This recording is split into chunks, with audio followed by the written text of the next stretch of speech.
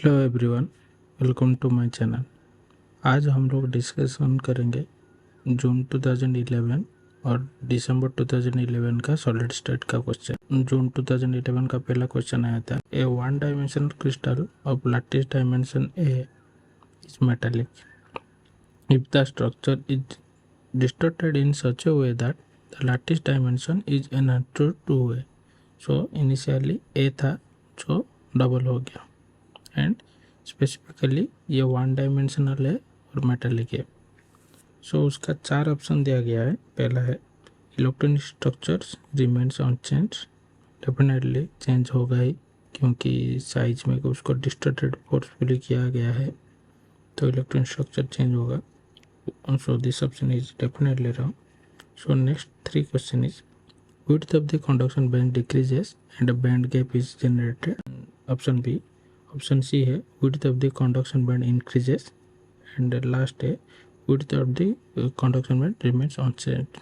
conduction band है वो primarily depend करता है overlap of interatomic orbitals of neighbouring atoms.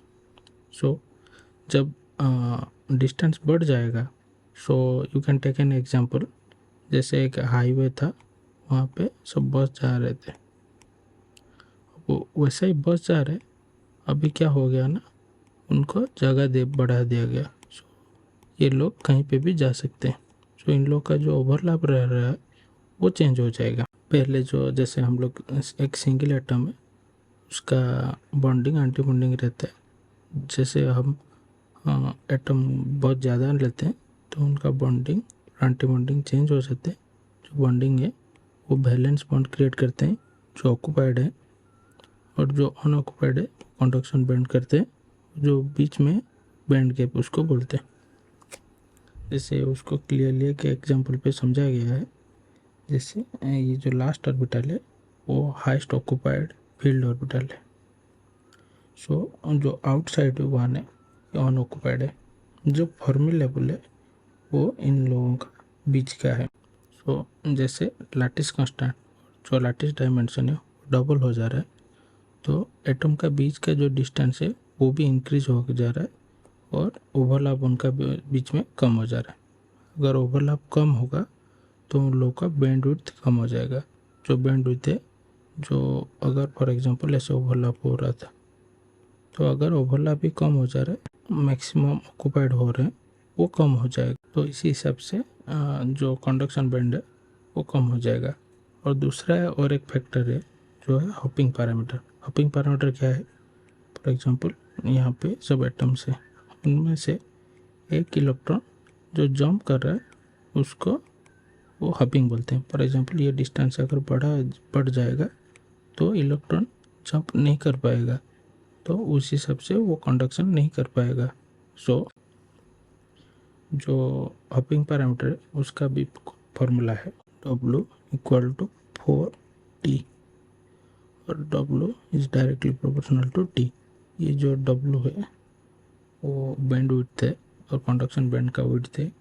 जो T है वो हॉपिंग पैरामीटर है T, और hopping parameter T is inversely proportional to lattice constant और lattice parameter A, where A is the lattice dimension. अगर lattice dimension जो बढ़ रहा है तो T कम हो जाएगा, अगर T कम होगा तो W कम हो जाएगा। सो अगर लैटिस डायमेंशन बढ़ रहा है तो बैंडविड्थ कम हो जाएगा। जो ये वाला ऑप्शन सही है। 1D मेटल है, उसका doubling the lattice dimension leads to Peierls distortion which opens band gap and further reduce the bandwidth by splitting the conduction band into separate subbands and gap between them or creates the band gap। जैसे ये overlap हो रहे थे, अगर इनका overlap होना कम हो गया तो क्या होगा, तो उन सब का बीच में जो गैप है वो बढ़ जाएगा। जैसे कि ये जो डिस्टेंस था A था और ये जो है 2 है।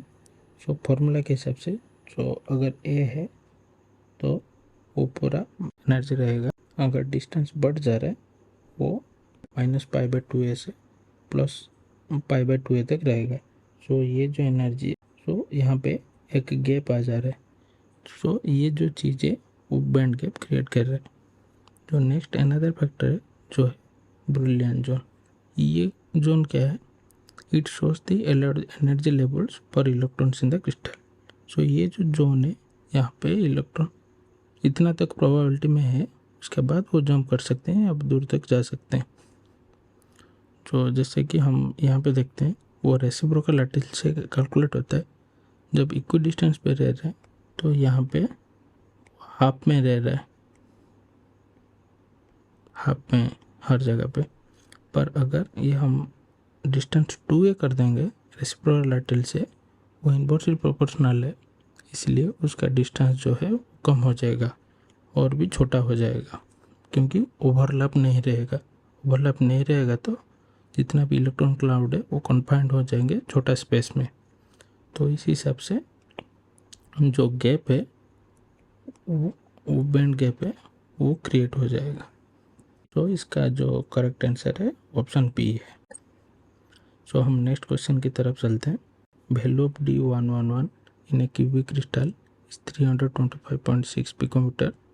उसका जो वैल्यू है D333, उसका क्या ऑप्शन है? सो हमको फॉर्मूला पता है, DHKL is equal to A और द डिस्टेंस और of the side root over of H square plus K square plus L square. So पहला केस में जो D11 है हमको A नहीं दिया गया, सो हम A को ऐसे पुट करते हैं और H1 है, K1 है, L1 है।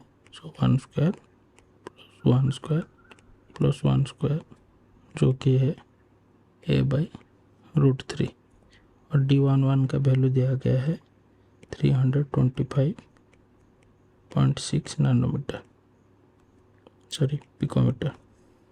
सो ए हो गया कितना? 325.6 टाइम्स √3 पिकोमीटर। नाउ हम लोग D33 का कैलकुलेट करेंगे। D333 is equal to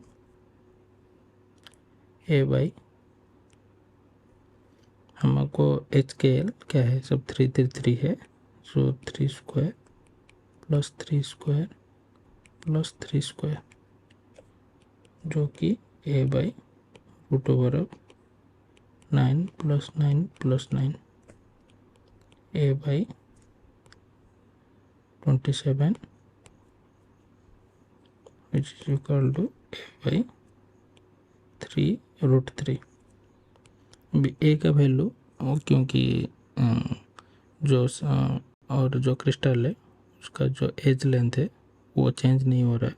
so A both situation में सेम रहेगा जो कि 325.6 टाइम्स √3 डिवाइडेड बाई 3√3 पिकोमीटर। यहाँ पे √3 कैंसिल हो जाएगा जो कि डिवाइड करने पे 108.5 पिकोमीटर आएगा। सो ये जो है वो आंसर है। So option C is correct.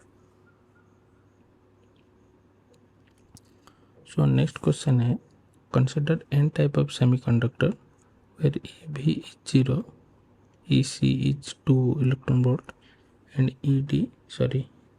equal to 1.9 electron volt. This is not negative, this is equal sign. सो पहले हमको ये जो व्हाट इज EB और EC एंड ED इनका सबका डेफिनेशन जानना पड़ेगा। तो पहले हम EC is the energy of the conduction band. Similarly EB जो है वो है बैलेंस बॉन्ड का है।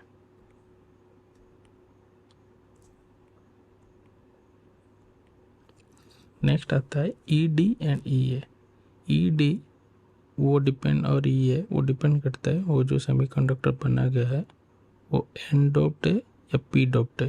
पर अगर एन डोप्ड है, एन डोप्ड में फॉस्फोरस ऐड किया जाता है, जहाँ की सिलिकॉन का 4 इलेक्ट्रॉन की जगह 5 इलेक्ट्रॉन रखा जाता है। So number of electron increase हो जाता है। सो जो फील्ड ऑर्बिटल रहता है वो फील्ड होके ज़्यादा ऊपर तक चला जाता है, पर जो एम्प्टी है वो सेम रहता है। सो जो ई डी है, so E D equal to donor ionization energy.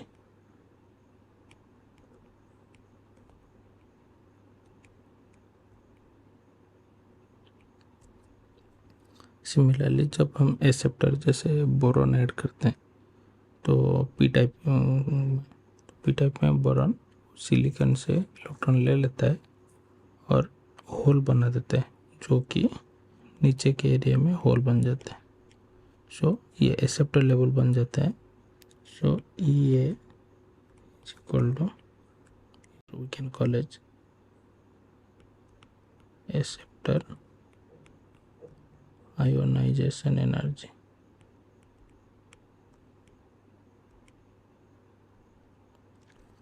Next आता है ई एफ, जो यहाँ पे मांगा गया है। E F is Fermi level energy. Fermi level. So next question है ई एफ है क्या। ई एफ है the place at which the finding of electron is approximately 50% और एग्जैक्टली 50%। जैसे कि हम मेटल ले रहे हैं, सो मेटल में बैलेंस बॉन्ड और कंडक्शन बैंड वो ओवरलैप है। सो इनका जो ई एफ है वो बीच में जाता है। जैसे सेमी मेटल में नियरली ओवरलैप है, सो इनका बीच में जाता है। और इंसुलेटर ले रहे हैं, यहाँ का जो फर्मी लेवल है वो इक्वल डिस्टेंस में जाता है। सिमिलर जो इंट्रीन सेमीकंडक्टर, इसका मतलब बिना डोप्ड का प्योर सिलिकॉन का, तो उनका भी बीच में जाता है, पर ये जो डिस्टेंस है वो इंसुलेटर और मेटल के बीचों बीच में। पर यहाँ पे देखना वो पी टाइप में वहाँ के ऊपर अलग के है बैलेंस बॉन्ड को, और एन टाइप में पूरा कंडक्शन बॉन्ड को कॉन्टैक्ट है। क्यों है? क्योंकि जब एन टाइप होता है तो वहाँ पे नंबर ऑफ इलेक्ट्रॉन्स बढ़ जाता है, तो उस हिसाब से यहाँ तक जो ई डी है वो यहाँ तक आ जाता है। तो और ई डी और ई सी का बीच का जो है वही तो है Fermi level. Similarly P type में होल नीचे क्रिएट हो जाते हैं, तो यहाँ तक वो जो कंडक्शन बैंड है वो नीचे आ जाता है। तो कंडक्शन बैंड और जो बैलेंस बैंड है उनका बीच में जो है वो ई एफ है ना। यहाँ पे डिस्क्राइब किया गया है, ये जो है वो एन टाइप सेमीकंडक्टर है, तो हम उस हिसाब से इसको कैलकुलेट करते हैं। सो जो ई एफ है वो इक्वली बीच में है, सो मिडिल है। So E F equal to E D plus E C divided by 2। जो ई डी है वो 1.98 और जो ई सी है वो 2 इलेक्ट्रॉन वोल्ट है। सो उनका एवरेज जो आएगा वो 1.99 इलेक्ट्रॉन वोल्ट है। सो ये वाला ऑप्शन ए वो रॉन्ग है। नाउ क्वेश्चन इज जो ई एफ है वो टेम्परेचर डिपेंडेंट होगा या नहीं होगा। और एन टाइप कंडक्टर में क्या होगा, इलेक्ट्रॉन्स तो नॉर्मली यहाँ तक फिलअप थे इलेक्ट्रॉन्स थे, और वो लोग जंप करके ऊपर चले गए, तो इलेक्ट्रॉन यहाँ पे आ गए, यहाँ पे आ गए इलेक्ट्रॉन, तो नीचे क्या छोड़ गए, होल। सो अभी जो होल था उनका और इलेक्ट्रॉन बीच में बैलेंस होने के लिए फर्मी लेवल क्या हो जाएगा, नीचे की तरफ आ जाएगा। सो जो ई एफ है वो स्लोली डिक्रीज करेगा with increase of T in case of N type semiconductor. तो यहाँ पे इन सिचुएशन में ऑप्शन डी राइट है। सो ये कॉन्सेप्ट को थोड़ा इम्पोर्टेंटली पढ़ना। और ऐसे ही 2 क्वेश्चन 2014 और एक रिसेंटली दिसंबर 23 में आए हैं, जो हम लोग स्लोली पढ़ेंगे। ये जो पहला क्वेश्चन और ये जो थर्ड क्वेश्चन है, इनका कॉन्सेप्ट को थोड़ा ध्यान से पढ़ना। कोई भी डाउट है कमेंट में ज़रूर बताना। एक बेसिक क्वेश्चन का आंसर ज़रूर कमेंट में बताना। नोबेल प्राइज़ मैरी क्यूरी सबको पता है, तो उनका कौन सा ऑप्शन सही है? She won 1 Nobel Prize, share with her husband. She won 2 Nobel Prize, both in physics. She won 2 Nobel Prize, one in physics, one in chemistry. And last question is, she won Nobel Prize and shared both with her husband Marie Curie. I hope you have enjoyed this video and you have learned a lot. If there is any doubt, please let me know. Thank you.